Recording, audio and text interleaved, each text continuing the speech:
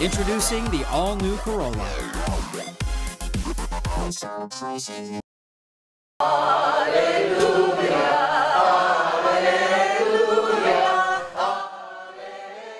At least 46 civilian Chamorro men were killed by Japanese soldiers during World War II at a site in Jigo.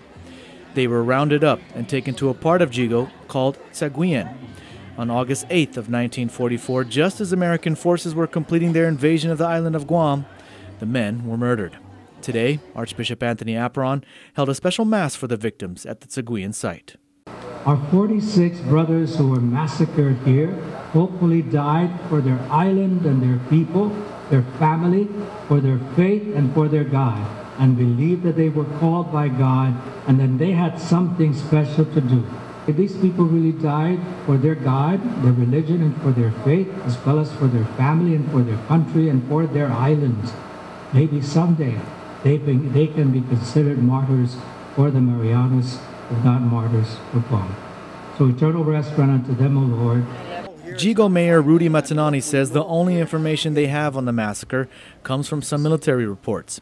He says they're still gathering information about the massacre, and he is asking anyone who may have any knowledge of anyone killed in the massacre to contact his office. I want to just invite the public and inform them that what we know here is not final, and what we know here is from military records and accounts that came out in 1945 from the military intelligence. Mayor Matanani says that when the Marines were sweeping through the island, they came across a military truck with the bodies of 21 decapitated victims at Chagui'an. Then, about less than a quarter of a mile away, the rest of the 46 victims were found. However, the mayor says that military records indicate that there were actually 52 men taken from Manengan and marched north, but some were left behind in Deredo before the rest were marched to Chagui'an. But we're still asking the public that if they know, if they have any relatives that were victimized here, the way these 46 victims were done here, please go to the office, because we still haven't had this written down in concrete.